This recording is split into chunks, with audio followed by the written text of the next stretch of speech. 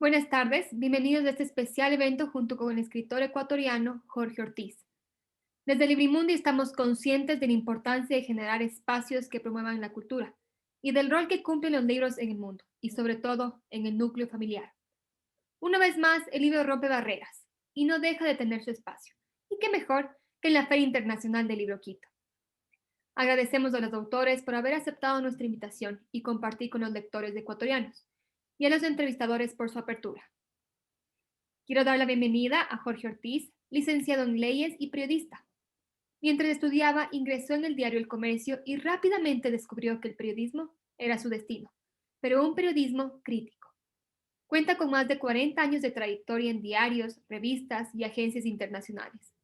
Ha sido director de programas de televisión de análisis y debate político. Autor de libros Historias del Mundo, de Penguin Random House Grupo Editorial. El libro está conformado por 39 relatos sobre episodios de la historia y 11 temas de la prehistoria que fueron muy influyentes en el progreso de la humanidad. Por otro lado, tenemos como entrevistador y escritor a Alfonso Ruiz. Estudió Derecho y Sociología en la Universidad Católica del Ecuador. Trabajó como periodista desde 1980 en los canales de televisión Ecuavisa y Teleamazonas. En 1990 se decantó por la prensa escrita. Desde entonces ha colaborado en las principales revistas del Ecuador. Entre ellas están 15 Días, Vistazo, Soho, Mango y Mundo Diners.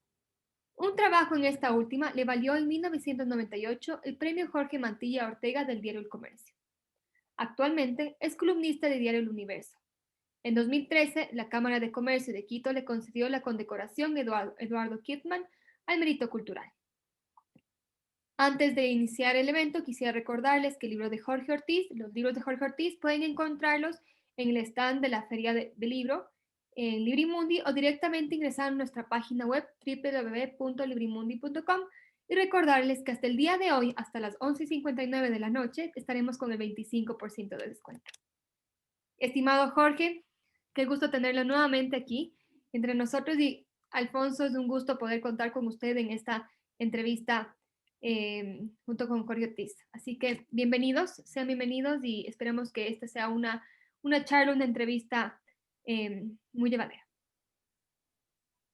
Muchas gracias, Fernanda, por la invitación y por la oportunidad del libro. Por si acaso se llama El viejo ermitaño, no el viajero ermitaño, como dijeron al comienzo de la presentación.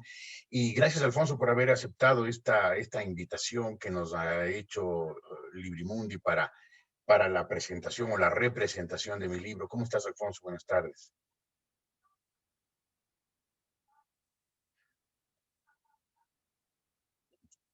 No sé si Alfonso nos oye, Sí, ya, pero ya. ahí estamos. Les oía, pero no podían oírme. Ya, ahora estamos todo bien. Sí. ¿Qué tal, Jorge? Gracias, Fernanda, por la presentación. Y muy honrado de estar, que se me haya invitado a presentar, a hablar, a conversar con Jorge Ortiz, un gran amigo mío, viejo amigo mío, cerca de 50 años de amistad, casi medio siglo de amigos. Y pero además ha sido una persona muy importante en mi vida. Cuando yo entré a la Universidad Católica, me encontré con un grupo muy importante de compañeros, de estudiantes, particularmente destacados. De allí ha salido un presidente de la República, por lo menos, entre los profesores hubo otro presidente de la República, varios ministros, jueces, abogados de enorme éxito, en fin, y también algunos intelectuales, escritores, poetas y, y periodistas, ¿no? Algunos nos fuimos por el periodismo, y entre los cuales Jorge Ortiz. Y yo digo que ellos me formaron a mí, porque me enseñaron casi tantas cosas como aprendí en las aulas. Por eso me parece a mí terrible esto de la educación virtual, porque se pierde ese contacto humano entre la comunidad que significa una clase, en un curso, en que hay ese intercambio tan rico de ideas, no solo en el marco del aula, porque eso sí se puede reproducir virtualmente, sino ese post clase en el café, en la conversación en el pasillo. ¿Cuántas veces nos quedamos contigo conversando y con algún profesor conversando después de clase en el pasillo, ¿no? Y a veces íbamos al café de la Universidad Católica a tomar los cafés de Marcia, pues, ¿no? Los famosos cafés de agua. Los famosos cafés de Ava, sí. Y entonces, por eso me siento especialmente honrado en poder estar contigo en esta tarde para hablar de tu libro, ¿sí? Para conversar Muchas gracias. como Muchas gracias, conversamos todas las Alfonso. semanas. Como conversamos toda la semana, sí, como Alfonso lo dijo, somos amigos casi medio siglo y no somos amigos, digamos, conocidos. Somos amigos, amigos cercanos, amigos queridos, que conversamos todas las semanas y que cuando por algún motivo no conversamos unas pocas semanas, enseguida, por lo menos de mi parte y creo que también de parte de Alfonso, ahí sentimos esa ausencia y la tratamos de subsanar de urgencia, tomándonos un café aunque ya no sea de haba. Así es. El café ha mejorado, de las cosas que han mejorado notablemente en el Ecuador en el siglo XXI, y hacia el finales del siglo XX ya empezó a darse. Nuestros padres no tenían pues mucha cultura del café. Ay, se conseguía un cafecito cualquiera, estábamos bien, pero ahora ya es una experiencia gourmet pues el café. Sí. Sí, hay buen café en el Ecuador. Hay muy excelente café en el Ecuador. Sí. Excelente café en el Ecuador, Y, sí. y hemos afinado el paladar, ahora ya Así no es, nos meten gato por liebre. así es, así es. Cuando nos dan café de haba nos damos cuenta que es de haba. Exactamente, sí. Antes, cualquier cosa. Y en esa época, además, cuando tomábamos café de haba, no sabíamos ni tú ni yo que íbamos a terminar escribiendo libros. Así es, yo tenía otras perspectivas, en fin, sí, y tú también, pero tú ya estabas en el periodismo, ya estabas escribiendo, sí. Yo me tardé algunos años antes. Claro, pero era como una forma de ganarse la vida, un trabajo.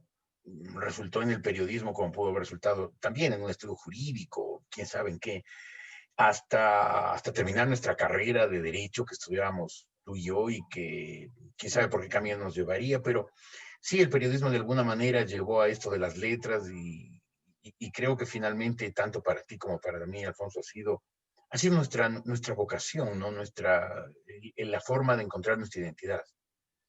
Así, sí, sin duda, porque eh, a veces siento que cuando escribo novelas, porque mis libros son fundamentalmente novelas hasta el momento, eh, siento que me pesa el periodismo, ¿no? En el sentido de que soy muy periodístico en el libro y incluso se me ha criticado eso.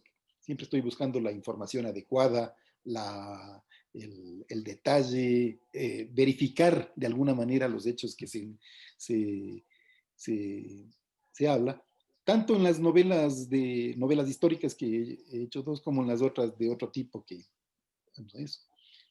Pero hablemos de tu libro, Jorge. Sí. Una sola aclaración, Alfonso, cuando tú decías de las aulas de esa época en la Universidad Católica han salido presidentes, ministros, intelectuales, buenos juristas, gente destacada, gente que le aportaba al país, ninguno correísta. Ninguno cayó en la tentación de la revolución ciudadana. Sí, Eran de lo que el correísmo, con esa capacidad de desprecio que tiene, llamó la vieja noche neoliberal. Y no hay ninguno de esa gente de esa época que tenga conflictos judiciales, que esté perseguido, que se haya enriquecido de alguna manera turbia y sospechosa. Y más bien han sido gente de vida correcta, ¿no? incluso a los que nos oponíamos, ¿te acuerdas? En la política, en ese ensayo, en ese juego de la política universitaria, nos oponíamos a ciertos grupos de profesores, y ellos igual han sido ejemplares en ese sentido, ¿no? Empezando Ejemplares. por nuestro decano Julio César Trujillo, ¿no? Claro. Nosotros molestábamos porque para eso eres estudiante y para eso están los decanos. Y, Claro. pero claro, posteriormente hice amistad digamos amistad, pero ya no una amistad de vernos, pero sí de saludarnos cordialmente, de conversar un poco. Y de sentir afecto, aprecio, De sentir, admiración por esa así gente que si es, bien en la época de la universidad pues teníamos diferencias políticas, pues terminaron aportándole muchísimo, muchísimo al país. A mí me pareció importante hacer esta aclaración porque eh, el correísmo llegó con esa idea de que todo lo anterior era perverso, sucio, este no era un país, era un gentío, y además un gentío lleno de ladrones y lleno de gente torcida, cuando pues había un Ecuador, y más bien ha sido muy distorsionado en en estos últimos años, en que el Ecuador se ha vuelto una sociedad enfrentada, confrontada, agria, una sociedad en la que es difícil convivir los unos con los otros. Y hay gente que, por ejemplo, ya entrando en el tema de mi libro, hay gente que me ha encontrado libreros que dicen, ah, no, de este tipo no le compro porque este es contrario a la revolución. Es decir, eh, ya te descalifican intelectualmente por no ser correísta, ¿no? Igual que yo descalifico a Correa y a todos los suyos, porque creo que quien cree lo que cree Correa, pues intelectualmente no está en el siglo XXI ni está bien formado. Así es, así es. Eso. ¿Por qué el viejo ermitaño? A ver, tenía que buscar un... Oye, Rodón, que te digo, porque a mí me parece que no es el ensayo más importante de los que consta en el libro. ¿Cuál fue la razón que te llevó a nombrar el viejo ermitaño a tu libro? Darle ese título. Un poco a ver, escribí, tenía estos relatos históricos, tú sabes, trato de hacerlos históricamente rigurosos, pero al mismo tiempo escritos livianamente, de manera que en 2 páginas cuente una historia que genere interés en el contexto general donde esos episodios han ido ocurriendo. En el momento que estaban listas las historias, que si no me equivoco son 80 o 81, me dijeron, bueno, ahora sí, piensen en un título. Y les dije, más bien piensen ustedes, porque me ha pasado con mis libros anteriores que me han sugerido los editores, la gente que está en el mundo de los libros, del mundo de la venta de libros, digamos, de la distribución de libros, me han sugerido títulos que sean sonoros, no, porque si no dicen, pues el libro puede ser muy bueno, pues tiene un título plano, la gente no se tienta. Y entonces les pedí que me sugieran alguno y en realidad ninguno de los títulos que sugirieron pareció también sonoro. Y de los relatos, pues el que tenía un título así que me parecía sonoro y que les pareció sobre todo sonoros a los editores, era El viejo ermitaño. Además van a decir, me dijeron, van a creer que te refieres a ti mismo, que yo soy el viejo ermitaño. No, pero tú no eres nada ermitaño. Sí. Algo sí, y ya viejo. Sí. Bueno, el otro día conversando con un periodista mayor que nosotros, bastante mayor que nosotros, le decía que, bueno, en los últimos años de mi vida yo pienso dedicarme a la literatura exclusivamente. Me dijo, pero si tú no eres tan viejo, ¿no? Le digo, bueno, vivimos los últimos años de la vida siempre. Si son 50, no importa, 50, 20 o 1, siempre vamos a vivir los últimos años de la vida. Claro. Entonces, aunque no seamos viejos. Sí. Eso. Yo también pienso dedicarme básicamente a estos libros de divulgación histórica, porque he tenido la suerte de que sean bien aceptados por la gente, ¿no? En realidad, con mis libros anteriores, me ha ido muy bien. De hecho, por ejemplo, el primer libro que se llamó 50 historias, no hay un solo ejemplar en ningún lado, ¿no? Yo he querido comprar para cumplir un par de compromisos y ya no hay en la editora, no hay en ninguna de las librerías. Y eso ha seguido pasando con mis libros anteriores. El anterior al viejo ermitaño, Historias del Mundo, tiene la suerte de que como es una editorial internacional, en este caso Penguin Random House, ellos siguen reeditando, siguen abasteciendo a las librerías. Y también tengo la suerte de que se sigue vendiendo, ¿no? Y mucha gente todavía me detiene en la calle y me dice, acabo de leer su libro. Y a la gente en general le ha gustado y por eso me parece que es bueno que la gente conozca la historia. Y la vieja frase, Alfonso, no hace falta que yo te la diga a ti, que la conoces más que yo, sin duda, de que los pueblos que no conocen su historia corren el riesgo de repetirla. Yo digo que en general, sin decir el sur, los pueblos que no conocen la historia corren el riesgo de repetirla, de repetir lo malo y descartar lo bueno. Sobre todo si hay líderes populistas que dicen todo lo malo, todo lo anterior fue malo y todo lo mío fue bueno. Yo creo que es importante que hay mucha gente que está ávida de conocer algo de la historia. Y creo que que no son unos libros pesados, así, sino que tratan de ser unos libros livianos, de relativamente pocas páginas. Este tiene 293.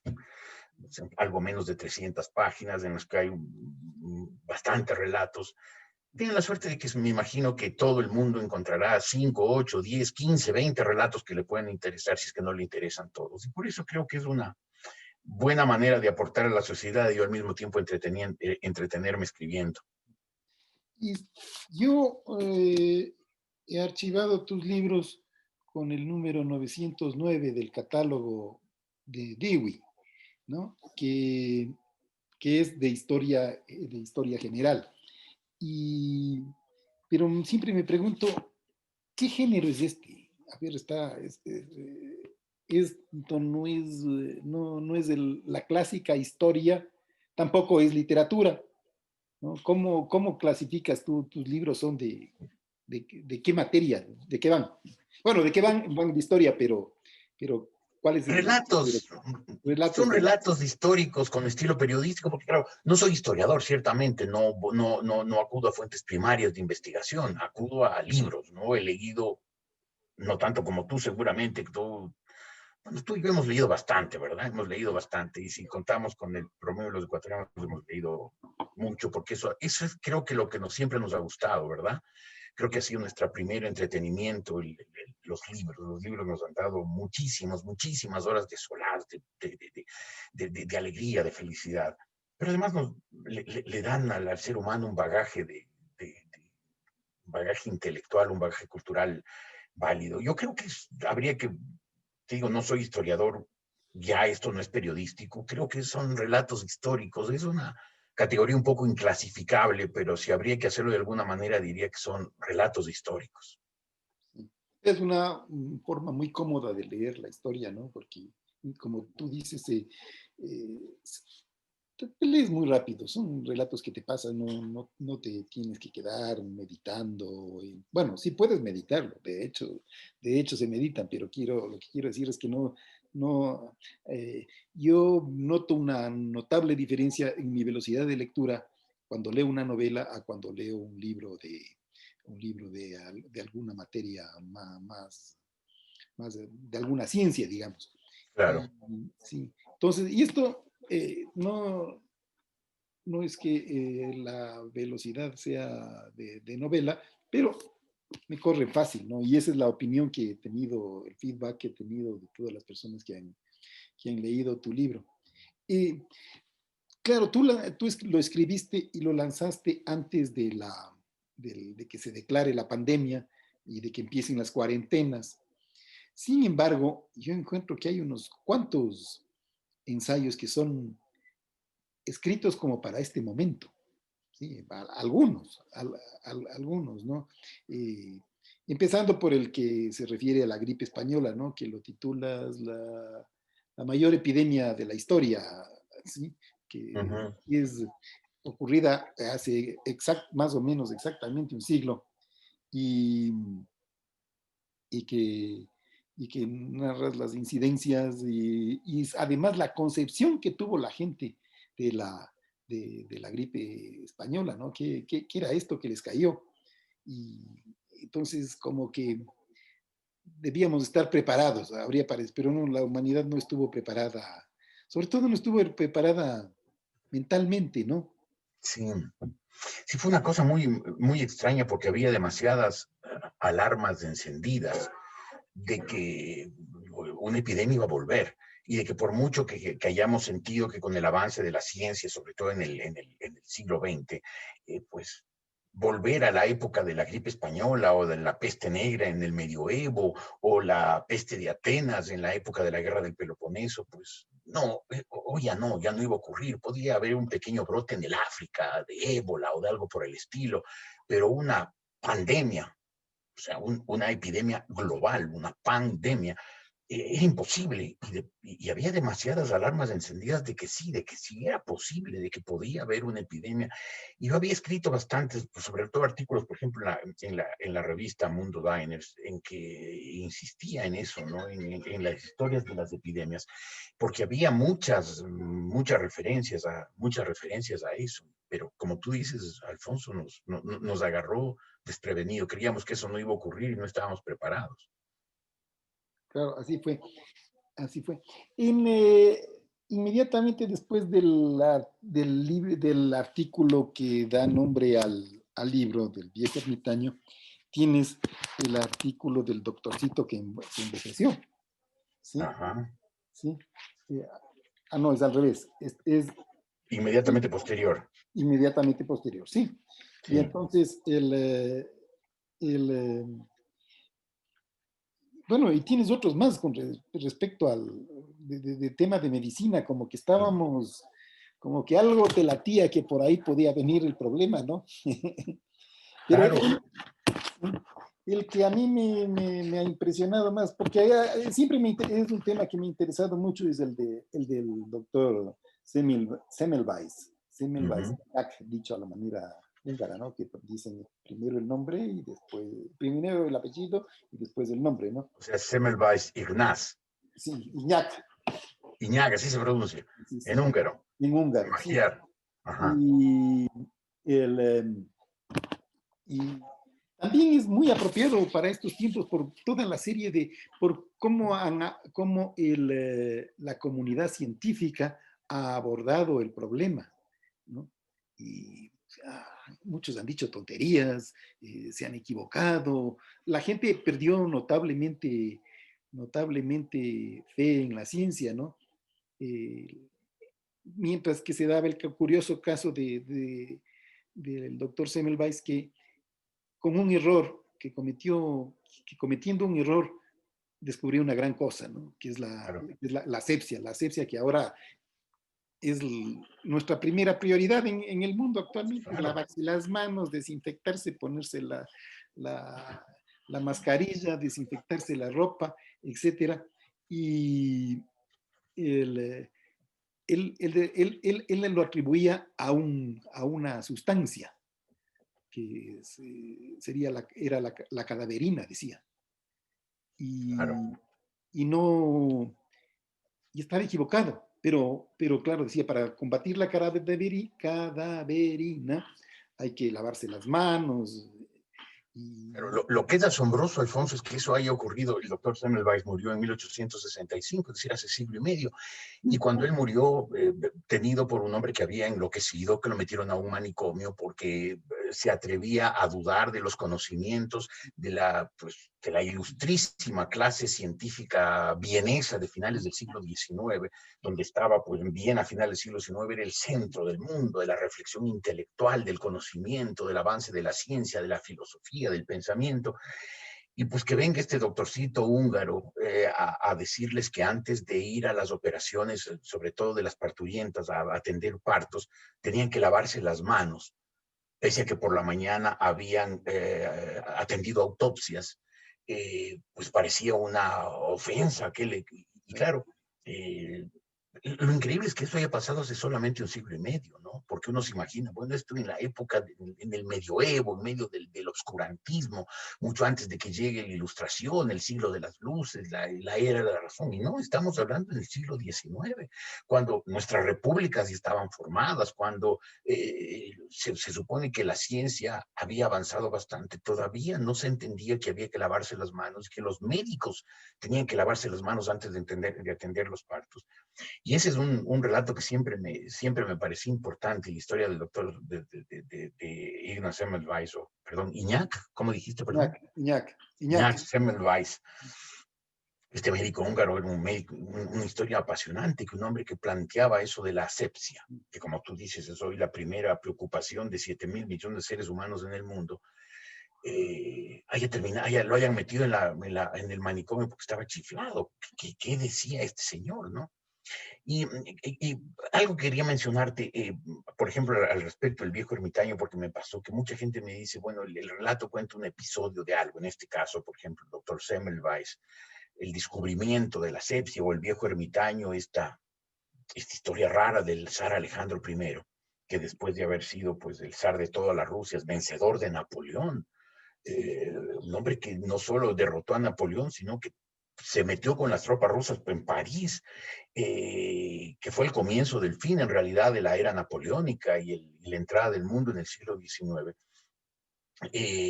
Mucha gente lo que me ha dicho es, después de leer un episodio de estos, trato de entender un poco más de la historia y hay gente que se ha metido, por ejemplo, en el caso de Alejandro I del zar ruso, a leer un poco más de la historia rusa, porque es una historia apasionante, o la historia de la asepsia en el mundo, que claro que después de Semmelweis vino obviamente Luis Pasteur y vino el doctor Lister, ¿no? Lister, Claro, sí. gracias al cual existe la Listerine, ¿no? Sí, En su sí. nombre, es decir, eh, muchas veces un pequeño de esto, un relato de estos pequeños, 3 páginas, cuenta un episodio muy circunstancial, pero despierta la curiosidad y creo que eso es lo mejor, ¿no? Despierta la curiosidad de otros episodios, ¿no? De entender el contexto en que cada uno de estos episodios ocurría. Sí. Ahora, una cosa que es muy importante cuando tienes un mensaje es cómo lo presentas, cómo lo difundes. El doctor Semmelweis era un hombre brillante, brillantísimo, y, pero con una excesiva conciencia de esa brillantez. Y entonces trataba a los otros médicos, sobre todo con un desprecio absoluto. Y claro, cuando los despreciados se confabularon contra él, ¿no? Los mediocres contra el brillante Semmelweis, y eso fue una parte importante de su ostracismo, ¿no? De que haya terminado primero desde fuera de Viena y después y finalmente encerrado en un manicomio, ¿no? Claro. Eso, sí. Entonces, eh, pienso que actualmente ha habido ese error en algunos médicos y científicos, es que no lo exponen de una manera odiosa, entonces crean resistencia. Claro. En resistencia, la gente no es muy racional, no se pone a pensar en las razones científicas que que expone un médico o un investigador, sino que es antipático. Pero además estamos en una época en que la gente ha caído con locura en las teorías de la conspiración, ¿no? Cuando uno oye que a través de la vacuna nos quieren inocular microchips para controlarnos, uno dice, ¿quién puede creer semejante estupidez? Porque no es una cosa que no parece una teoría muy sensata, sino que es una insensatez, una locura, un absurdo total. Y la gente, hay en este momento movimiento de terraplanistas, ¿no? Gente que defiende que la Tierra es plana y que los seres extraterrestres están viviendo entre nosotros, disfrazados para conocernos, para poder controlarnos. Y gente que cree las estupideces. Y claro, cualquier teoría de la conspiración. A la princesa Diana la mataron los Windsor y al Papa Juan Pablo I lo mató la derecha del Vaticano, o sea, unas monjitas ahí conspirando para matar al Papa. Y la gente se cree esas cosas y compra libros y ve películas y que te comenta, qué barbaridad esa. Conjura en el Vaticano o en donde sea, en la casa de Windsor, en el Palacio de Buckingham. O sea, la gente está lista a creer cualquier idiotez.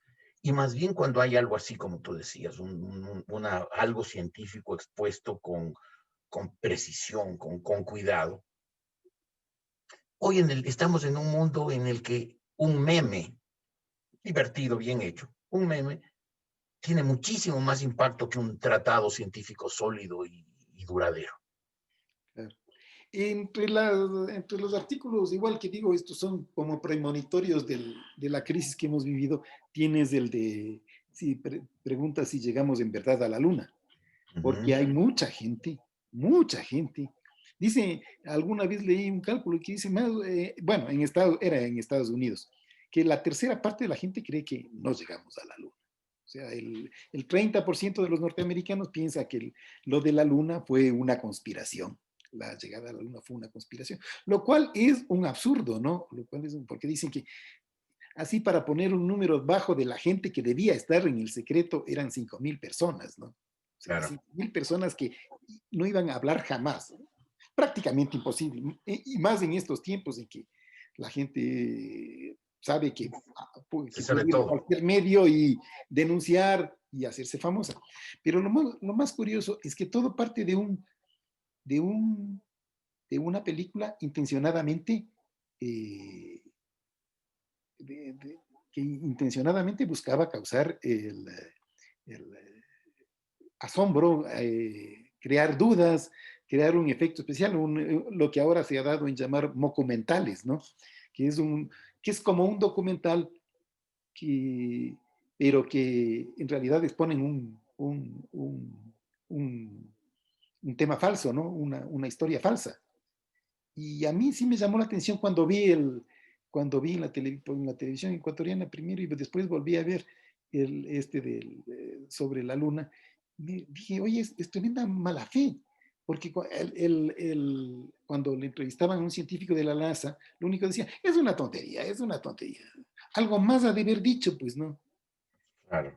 Y era intencionadamente que estaba recortado para que era un juego, prácticamente un juego, ¿no? Como ha Bueno, habido, también había mucho en eso de una conspiración. Más bien esa sí era una conspiración para tratar de decir que los americanos se habían inventado la llegada a la Luna para ganarle la carrera espacial a los soviéticos, que habían tomado la vanguardia con haber puesto el primer artefacto en órbita y después haber puesto el primer ser viviente en órbita, la perrita laica, y después de haber puesto el primer hombre fuera en el espacio, que fue Yuri Gagarin, y que entonces los americanos habían inventado esto, que incluso lo habían contratado a Stanley Kubrick, grandioso director de cine, para que él filme supuestamente pues este alunizaje falso. Y hay mucha gente que se lo creyó. Quienes no se lo creyeron fueron los soviéticos, quienes incluso la Academia de Ciencias de la Unión Soviética respaldó la llegada a la Luna y estudió las rocas lunares que les entregó la NASA. Es decir, esa izquierda tercermundista, una de cuyas características, y aquí la padecemos, una de las características es la ignorancia, pues difundió esa teoría y logró que mucha gente se la creyera, mucha gente incluso de buena fe, que dice en realidad esto fue una tontería, que es un poco esto de cómo estamos los seres humanos actuales, en medio de esto desconcierto por la caída de las ideologías, por el avance de las ciencias y a niveles que no esperábamos, el cambio de época que significó las nuevas tecnologías, nos genera aunque no nos demos cuenta, un enorme desconcierto. Y en ese desconcierto estamos los seres humanos susceptibles a creer tonterías. Creemos en líderes mesiánicos y creemos también en teorías de la conspiración y el mundo está complicado como está porque los seres humanos hemos perdido o muchos seres humanos han perdido el sentido del análisis sensato, del análisis riguroso, y más bien se deja llevar por cualquier teoría que oyen ahí, que les llega por internet, en un meme o en un WhatsApp o en las redes sociales y repiten una serie de tonterías que lamentablemente le están haciendo un daño enorme, porque ahora que está a punto de empezar a vacunarse, por ejemplo, que es el caso más reciente, hay mucha gente en el mundo que teme a las vacunas porque dice, ¿y qué nos va a pasar con las vacunas?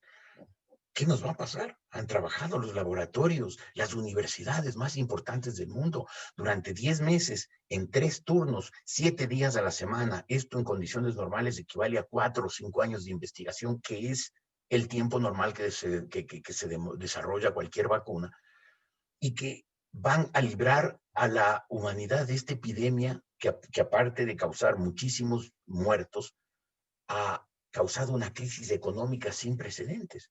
Y por el miedo a las vacunas, por estas teorías ridículas que se están divulgando y por estos miedos peligrosos que se están divulgando, hay mucha gente que no se vacunará.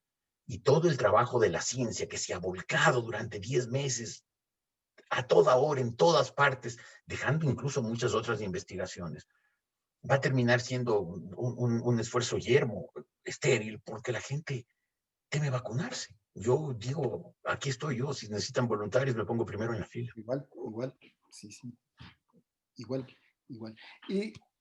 Esto que dices tú que una frase puede valer mucho más que un razonamiento, ¿no? Que hablamos con respecto a las, a, que- a la verdad científica que no se admite fácilmente porque es compleja, siempre es compleja. Entonces, si sacan una frase afortunada que se opone a la racionalidad, es más probable que esa frase que suena bonito, que es impactante, prevalezca sobre muchos tratados científicos. y quien lo descubrió, no sé si lo descubrió, pero quien fue maestro utilizando esto fue el hombre que tú dices, el hombre que hizo de la mentira su herramienta principal, ¿no? Sí. Sí, me refiero a Joseph Goebbels, evidentemente, el ministro de Información y Propaganda del régimen nacional socialista alemán, que él entendió que el mundo había entrado en la sociedad de masas y que por lo tanto había que estudiar la psicología de las masas, ya no solamente la psicología individual al estilo freudiano, sino las masas, cómo reacciona el ser humano cuando está en manada y empezar a trabajar esa psiquis colectiva, no solamente la psiquis individual, no la psiquis colectiva, la masa como el individuo al que hay que trabajar. Y claro, lograron convencer a un pueblo de ese nivel de racionalidad, con ese conocimiento de la historia y con una larga historia, además, como el pueblo germano, digamos. Le logró convencer de que de los desafueros de Hitler, ¿no? Y el nacionalsocialismo causó lo que causó en el mundo porque Goebbels logró manejar a las multitudes con una habilidad perversa que lamentablemente, y eso lo menciona en el relato que tú dices, Alfonso, el hombre que hizo de la mentira un arte, pero lamentablemente Goebbels ha tenido unos seguidores impresionantes, múltiples en el mundo, que se han dedicado a crear estas ficciones sociales y manejar a las masas para convencerlas de tonterías. Y pasa lo que pasa. El socialismo del siglo XXI es clásicamente pues, un ejemplo del convertir a las masas en borregos, en convencerles de unas ideas tontas, superadas, fracasadas y fanatizarlas. Y las consecuencias están a la vista, ¿no? Aquí y en muchas partes. Claro. Es lo que yo veo, ese problema en la propaganda de la, digamos, de la derecha, del anticorreísmo en el Ecuador, que hablan de unas teorías económicas válidas, que yo comparto absolutamente, pero que son imposibles de transmitir a las masas. Tú no le puedes explicar algo muy complejo de la teoría de la moneda, de los efectos de la globalización.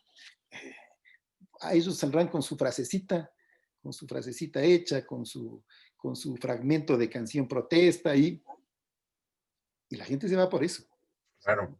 Yo me acuerdo que había un político muy conocido en el Ecuador, un hombre muy importante, es un hombre intelectualmente bien formado, que cuando se hablaba de la dolarización decía, cuando recién empezó la dolarización, que ha sido pues lo que ha permitido que el Ecuador tenga una estabilidad económica y que crisis como esta no la terminen de precipitar y manejos tan desprolijos de las finanzas públicas como el que hizo el gobierno anterior no hagan que este país termine en Venezuela.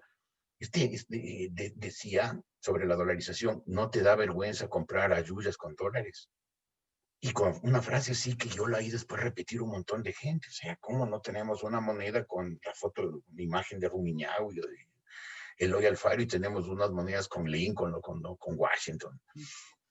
Como que, claro, y una frase de esas a veces impacta más. La racionalidad de lo que significaba para el Ecuador dolarizarse importaba menos que la frasecita. La frasecita impactó, no te da vergüenza comprar ayuyas con dólares. O sea, y mucha gente repite esa frase porque, claro, la explicación mucho más compleja de cuáles serían las ventajas del dólar que a lo largo de 20 años hemos entendido todos, pues a veces impacta más esa frasecita que... Y por eso yo insisto en que es bueno conocer la historia, ¿no? La historia te permite entender muchas cosas, ¿no? Yo creo que la gente que conoce la historia, y tú, Alfonso, sin duda eres uno de ellos, tiene la capacidad de analizar el presente habiendo entendido el futuro, habiendo entendido el pasado, habiendo entendido cómo son los procesos sociales, habiendo entendido cómo se desenvuelven las sociedades y qué es bueno y qué es malo, entonces es mucho más difícil meternos gato por liebre, hacernos creer esto que hacen estos populistas, que con dos frases sonoras impactantes convencen a la gente de una serie de ideas perniciosas que causan los daños que causan los populismos, ¿no? Pero este poder de las frases hechas, de los lemas, de los eslogans, de las consignas, incluso se superpone a la realidad. O sea, no hay manera, si es que sacas una frase impactante contra la dolarización, que ha demostrado, como tú dices, en 20 años ha demostrado ser la salvación del país, que ha traído relativo bienestar, que la gente puede ahorrar, que la gente sabe cuánto vale su sueldo, etcétera. No, pero les dicen algo bonito y se olvidaron. No solo se han olvidado de la historia, se han olvidado de lo que están viviendo presente. Es curioso esta característica de la psicología humana, ¿no? Y que Ahora, el problema no es que se olviden de la historia, sino que no la conocen. Yo bueno, creo que lamentablemente mucha gente no conoce la historia. Lamentablemente la educación primaria y secundaria no permite que tengamos un conocimiento de la historia suficiente como para que podamos mínimamente entender cómo son los procesos sociales, cómo reaccionan las sociedades, qué experimentos han sido ya fallidos, cuáles son exitosos. Y entonces por eso podemos caer en aventuras ridículas porque no sabemos la historia. Y claro, muchos líderes populistas se encargan. Y por eso yo creo que, sin ser yo un historiador, insisto, eso yo creo que un libro como este, fácil de leer, eso es lo que me ha dicho mucha gente, ¿no? Que lo más fácil, lo mejor es que siendo relatos históricos rigurosos, pues al mismo tiempo son fáciles de leer, son cortos, son directos, son escritos con un estilo periodístico, trato al menos de que sean fáciles. Hace que la gente de alguna manera conozca la historia y al conocer la historia tenga mejor capacidad de entender el presente, entender los procesos políticos de manera que no caigamos en errores. Y por eso mis libros no se refieren a una época determinada. Este libro, El viejo ermitaño, no se refiere a una época determinada. De hecho, el primer relato, que es La ciudad de los ciegos, se refiere a la fundación de Bizancio, que es un episodio muy curioso, esto de la fundación de Bizancio, pero se refiere a épocas griegas, ¿no? Absolutamente precristianas, y los últimos relatos son prácticamente contemporáneos, porque creo que más o menos en todas las épocas se ve que funciona el realismo, funciona el sacrificio, funciona el esfuerzo, y no funcionan los redentores. Yo creo que es importante por eso conocer la historia para no caer en los cantos de sirena que hoy están con los medios de masas pues más difundidos que nunca. hace unos días me decía una de mis hijas que le ha impresionado mucho la historia que cuenta de Pavlik Morozov, ¿no? Del niño este que traicionó a sus padres, ¿no? Que demuestra lo espantoso lo espantoso del fanatismo del comunista, ¿no? Que puede llevar a eso, a un niño que manda a sus padres al pelotón de fusilamiento porque estaban incumpliendo alguna de las órdenes, de las disposiciones del déspota. Y si me permites, Alfonso, déjame contarle así en dos palabras al público para que un poco tenga idea de cuando hablamos de lo que hemos estado hablando, sepan de qué hablamos, los relatos. Esta historia es la historia del niño héroe de la Unión Soviética, Pavlik Morozov. Este era un niño que cuando empieza la colectivización del agro en la Unión Soviética, en los primeros años de la Unión Soviética, pues quienes se resistían eran los medianos campesinos, sobre todo es que eran llamados kulaks en la Unión Soviética, básicamente en el sector de Ucrania, de Bielorrusia, los sectores donde hay grandes planicies, que es donde la Unión Soviética durante los años que subsistió se alimentó. Y claro, los kulaks se resistían a que les quiten sus tierras que habían trabajado 200, 300 años, que tenían una larga historia familiar. Y la familia Morozov, la familia de Pavlik Morozov, era una de las familias de kulaks. Y ellos, claro, en la intimidad familiar, se resistían al régimen socialista, decían, es una barbaridad lo que están haciendo, están provocando una hambruna. De hecho, por lo menos 20 millones de personas murieron en las hambrunas que generó la colectivización del agro en la época soviética por la implantación del socialismo. Y Pavlik, el hijo de esta familia de campesinos ucranianos, delató a sus padres ante las autoridades diciendo que son contrarrevolucionarios. Los juzgaron sumariamente y los fusilaron. Después, los otros kulaks, viendo el acto de absoluta infamia que había cometido este niño, delatar a sus padres sabiendo que eso significaba la muerte, le quemaron la casa y en el incendio murió Pavlik Morozov. Y la Unión Soviética, época de Stalin, pues en vez de repudiar lo que había hecho este niño, dejar pasar el episodio, lo convirtió en héroe de la Unión Soviética, en un ejemplo para los jóvenes pioneros. Y claro, cuando se acabó la Unión Soviética, cuando se derrumbó el socialismo, las estatuas de Pavlik Morozov en toda la Unión Soviética fueron destruidas y la gente pues no quiso saber nada de ese ser anormal, de ese casi un monstruo que había hecho. Esa es una de las historias que cuento en este libro, El viejo ermitaño, en las que, dicho sea de paso, hay muchas historias, varias historias que se refieren a Rusia por todo lo que Rusia ha significado en la historia del mundo. Es una historia muy interesante. Creo que Fernanda nos quiere decir algo. Si me permites, porque quería decir una cosa, a modo de colofón de todo lo que hemos conversado, y es que no, tu libro no es ni los anteriores del mismo género, no es que son colección de historias sueltas, un álbum donde están pegadas cosas, historias pintorescas, no. Hay una línea conductora y en el caso del viejo ermitaño es particularmente intensa, es la lucha por la libertad, ¿no? Que de la libertad provienen todos los otros bienes de la humanidad. Eso queda claro en cada una de las historias que revisas. Yo supongo que los lectores se terminarán dando cuenta de eso. Fernanda. Muchas gracias, Jorge y Alfonso. Por cuestiones de tiempo vamos a dar paso a las preguntas del público, que tenemos unas cuantas. No sé si están de acuerdo. Sí. ¿Sí? Jorge, la primera pregunta dice, ¿cómo ha sido su formación como escritor? ¿Cuánto tiempo de investigación y desarrollo le tomó escribir El viejo ermitaño? A ver, como yo aprendí a escribir por periodista, ¿no? O sea, el periodismo permite, claro, cuando uno ama el idioma español, cuando uno se preocupa de utilizar bien ese instrumento valiosísimo que es la lengua, eh, pues el haber trabajado tantos años en la prensa, sobre todo en la prensa escrita, que es menos visible que la prensa televisada, pero creo que es la prensa más profunda y es la que yo más me he dedicado. Eso me dio una facilidad para narrar cosas.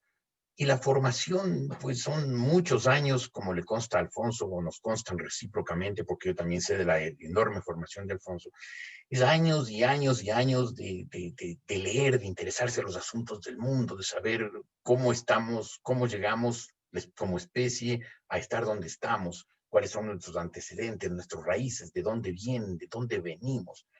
Entonces no fue una investigación para este libro, o para ninguno de mis libros, ni para ninguno de los 80 relatos que están en este libro, sino es una acumulación de experiencias, de historias que me han impactado y que creí importante relatar para que el público también los conozca. Totalmente de acuerdo y no hay quien lo haga mejor que usted para contar esos relatos, así que es un Gracias, excelente gracias, libro Fernando. que hay que comprarlo. Ahí la segunda pregunta dice, ¿qué libros de historia son sus favoritos? Bueno, más que libros de historia, por ejemplo, puedo mencionar los que estoy leyendo últimamente, ¿no?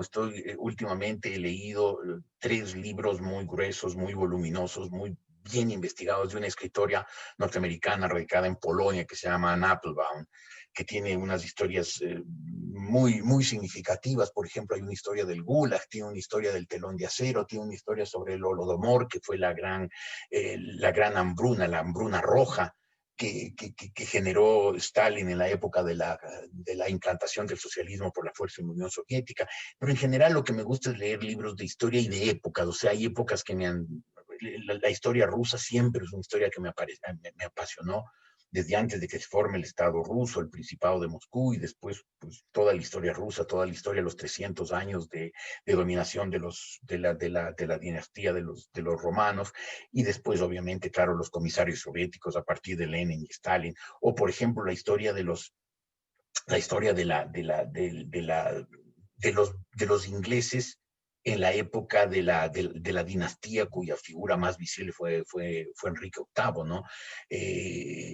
Creo que son épocas así muy significativas, o la Francia de los Luises, son épocas de autoritarismo. Siempre me han interesado mucho los autoritarismos, Y por eso he tratado de leer mucho sobre las épocas en que ha habido regímenes autoritarios para saber identificar a los autoritarios, a los mandos, de lo que se presente con una careta democrática. Cuando uno ha leído mucho, se ha tratado de aprender, de entender qué motiva a los autoritarios y qué crean en las sociedades para que las sociedades se allanen, se rebajen, se arrodillen ante un líder autoritario, pues creo que eso a uno le afina el olfato, por eso a mí Correa nunca me engañó. Aquí hay otra pregunta que dice, ¿la humanidad se descuidó y no prestó atención a las advertencias de la historia respecto a epidemias pasadas? Creo que ya lo mencionó, pero sería bueno. Sí, prácticamente desde que el hombre se reunió o sea, pasó de la tribu, de la tribu nómada al sedentarismo, empezamos a tener epidemias, ¿no? Los científicos llaman zoonosis, es decir, este proceso por el cual los patógenos que tienen los animales empezaron a trasladarse al hombre. Para eso fue necesario que haya la domesticación de los animales que ocurrió hace 10.500 años. Y cuando empezó la domesticación de los animales, los patógenos de los animales pasaron a los seres humanos que no teníamos los anticuerpos para enfrentarlos. Entonces, desde que empezamos a convivir con los animales, hace 10.000 años, empezaron las epidemias. Y ha habido epidemias devastadoras como la peste negra, sin duda, como la gripe española hace un siglo, pero ha habido 5 grandes pandemias en la historia de la humanidad, pero ha habido muchas epidemias que han demostrado que el ser humano no está libre de estos contagios explosivos y que si es que ocurrieron a lo largo de la historia 10.000 años, ¿por qué no iban a seguir ocurriendo? Claro, pensábamos que ya todos los animales con los que convivimos, perros, gatos, vacas, caballos, cerdos, pues ya estamos libres